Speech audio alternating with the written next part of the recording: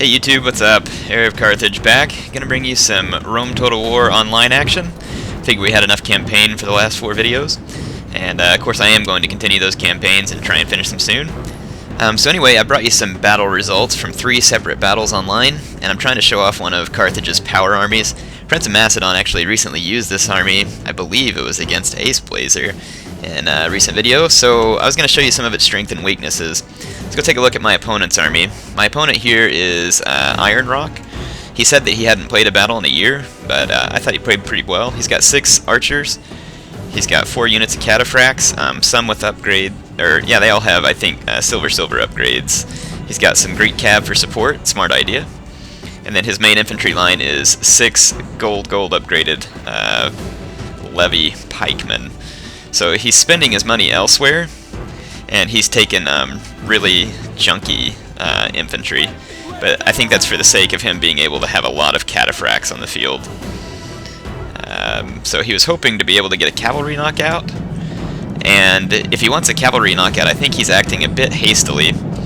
He's charging in on both flanks here, and he had archers out on this flank as well. So all I did was I just told my slingers, sorry, I had 6 units of slingers, to just go ahead and start attacking his missile force, so that'll keep them distracted.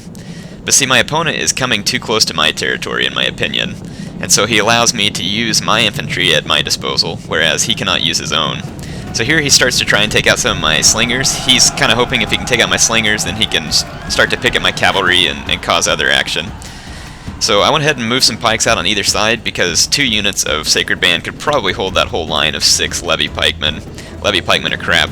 Now, one thing about my army is it's completely ahistorical, but it is probably one of the most powerful builds you can bring with Carthage online, and people don't play online to be historical all the time. In fact, most of the time they don't, they just play to win.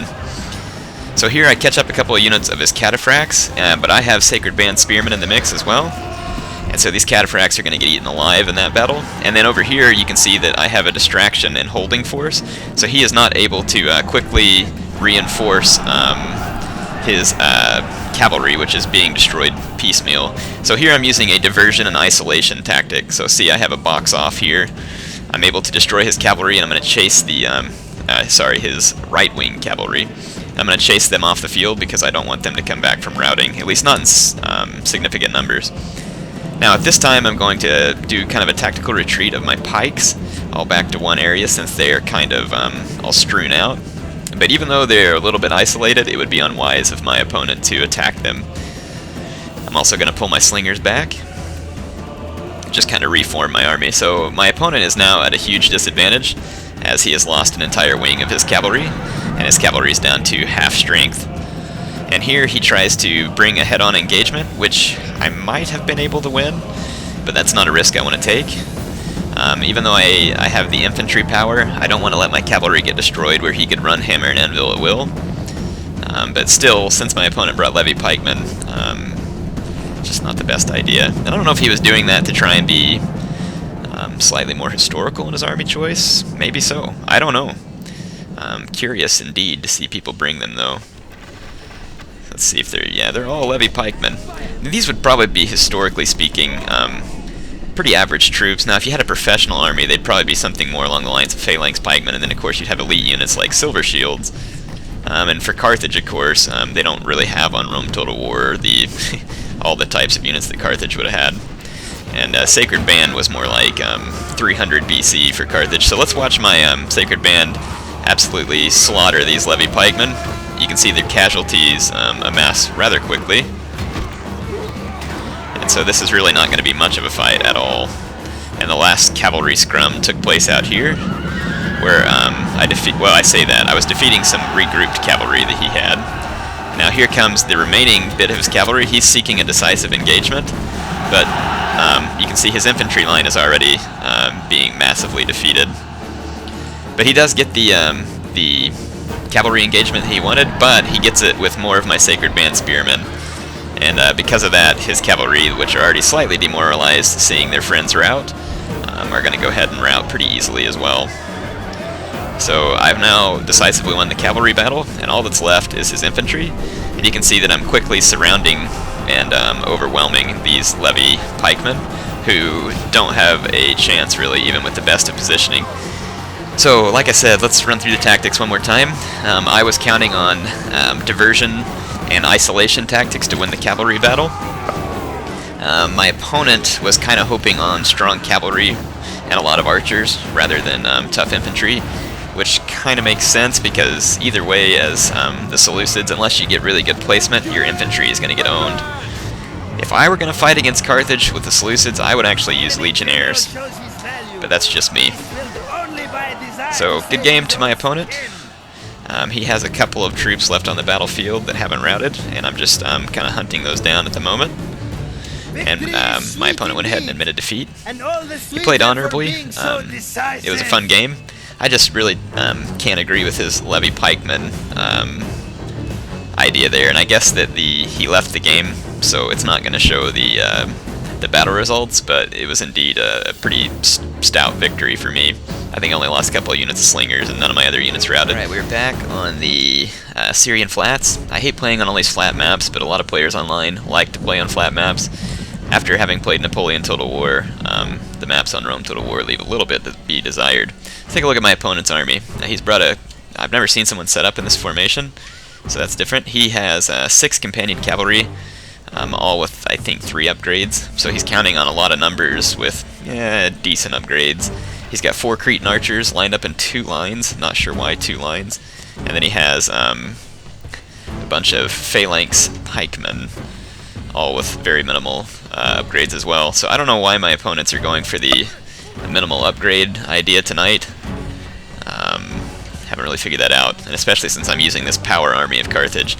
But again, I'm going to demonstrate tactics that work whether or not you're playing a well upgraded army. Once again, I'm going to use isolation and diversion. I split off 3 units of my Sacred Band cavalry to my right wing to meet my opponent's very brash incursion here. I would not recommend charging in this early. And you can see there that his companions, because of the lack of upgrades, are easily overwhelmed by my troops, and I'm just going to quickly pull out of there. And my opponent has split his cavalry onto 2 wings, and I'm going to use mine in a more concentrated fashion. Now my opponent makes another kind of brash charge towards my slingers, so I go ahead and recall my cavalry and my infantry, and I'm going to chase him out of here.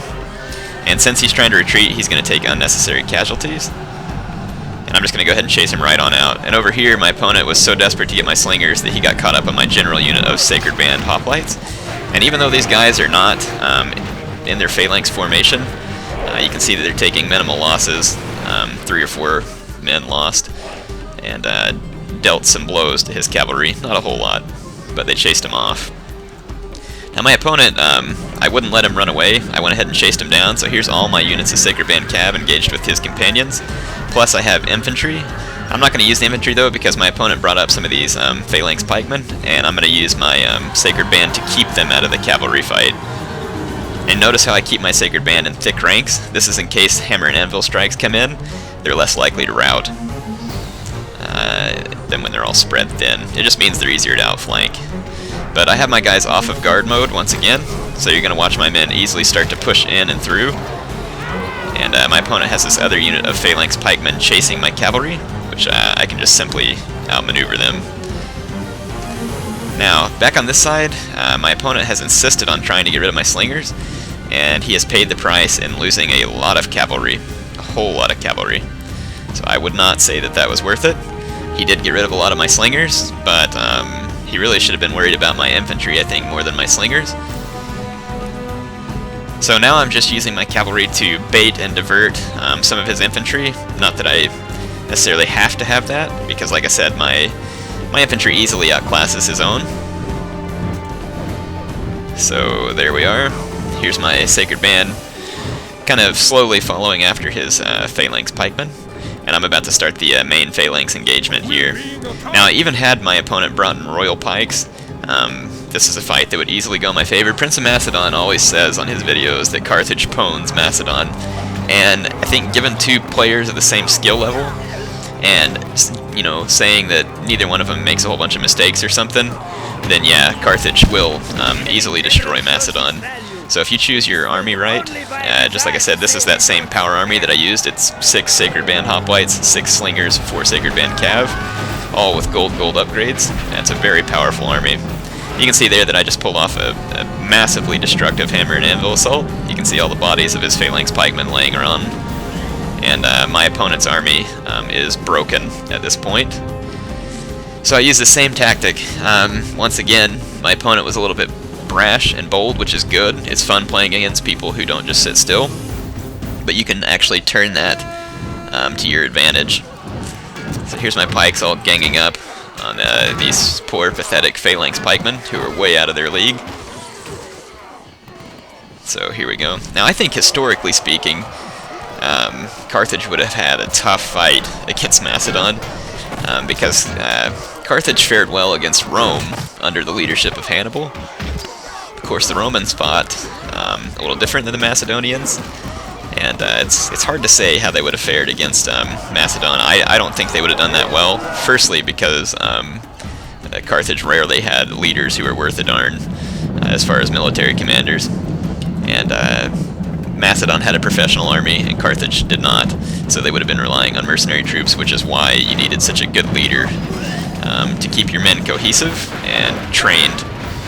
So Hannibal versus Macedon would have been an interesting fight indeed, but any other Carthaginian leader versus Macedon, I'm afraid it would have been probably a decisive victory for the Macedonians.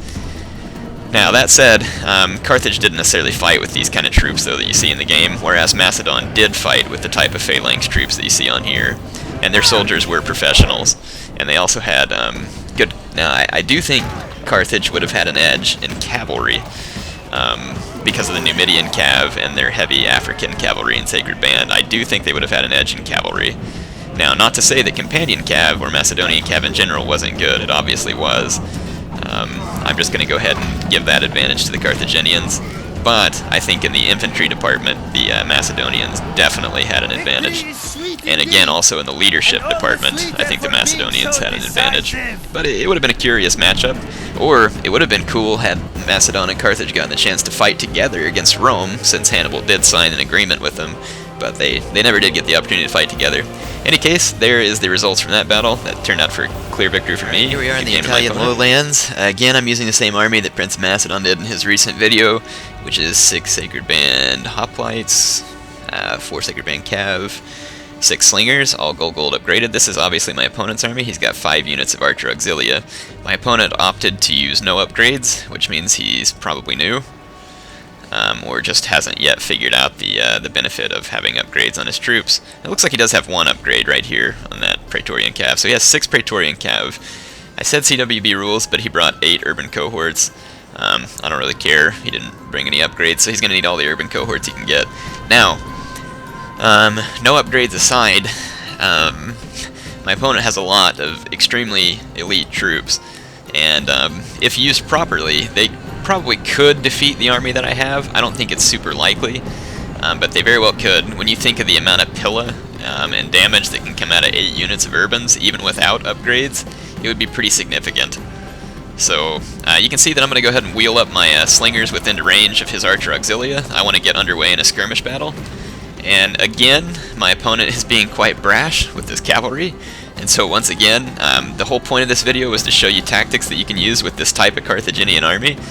And here again, I'm going to show you the exact same tactics, isolation and diversion.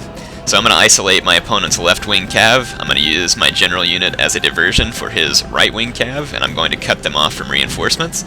Here I split my cav into 2 groups, attack with these 2 to fix my opponent in place. And now these Praetorian cav are very threatening even without the upgrades. They are very tough. It's just that they tend to rout quicker because they don't have the same upgrades that my cav do. So they got scared because of all the units around them, and I do manage to be fortunate and to rout these 3 units of Praetorians, but there's quite a few of them left, and I'm going to have to watch for them coming back. Now here my opponent is trying to come and hit me from behind, but again, see I'm using diversion, and I've got him kind of hemmed in with 2 spear units to where my cavalry can roam free. In fact, I almost caught his cavalry there. We catch this 1 cavalryman and kill him. So I guess that was the first blood from that group of cavalry. So now my cavalry's free to roam at will over here, and his is way too far displaced to catch up with me too quickly. So I'm going to run down his cav units that are coming back to the fight. And I'm also moving forward my 4 remaining units of infantry. My opponent formed Testudo in an attempt to not take any damage from my slingers, which is kind of pointless. But since he's not moving, his troops are at least not going to be exhausted.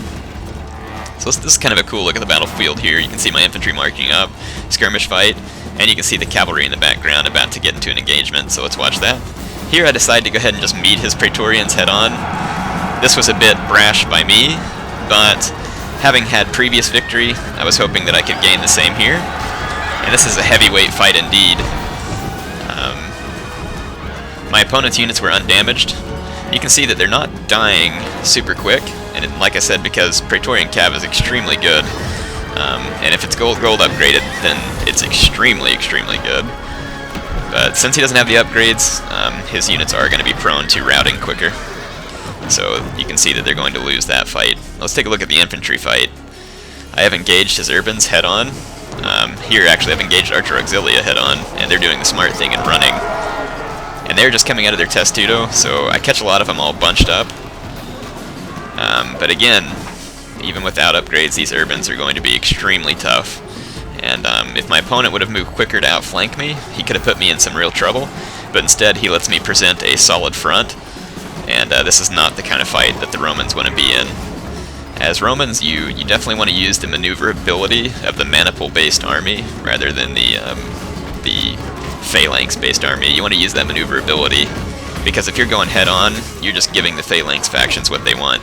Now granted, CA made urbans so strong that they can sometimes win head-on, which allows the Romans to fight in somewhat the same way as a phalanx, but historically not the way that they were best used. Here's my lone cavalryman. I don't know what he's even doing here, but he decides he's going to kill some Romans. Let's see if he's successful, or if he gets his own. Look at this, he's challenged a whole unit of urbans. And he met a heroic death. That's the kind of bravery I like to see from my troops. Now out here I have my slingers absolutely ransacking these urbans from the rear. He turns around and throws a bunch of Pilla into one unit and routs them. So my opponent did not use his Pilla to full advantage. Slingers are not the ideal target. And you can see when these stones hit these urbans, a lot of them drop every time. And they are shaken, wavering, and... oh, come on. Broken. There we go. Yeah, so, like I said, I used the same diversion and isolation tactics. My opponent used the same bold cavalry tactics. Again, kudos to my opponents for being bold. I think it's a good quality, but it was a little bit too bold. So here's my cavalry helping mop up the routing Romans, much as Hannibal did in several of his battles. As a heroic victory for me, good game to my opponent, Monster Man. I hope you got some good ideas on how to use a Carthaginian army. These kind of tactics do also work for the Seleucids and for the Macedonians. I just particularly like using Carthage to do it because of the strength of the Sacred Band Spearmen. So that's what Prince of Macedon was talking about whenever he made his video and was saying that that army could pwn a Macedonian army. And it's because technically it can if used properly. So anyway, good games to all my opponents, and I hope you enjoyed it.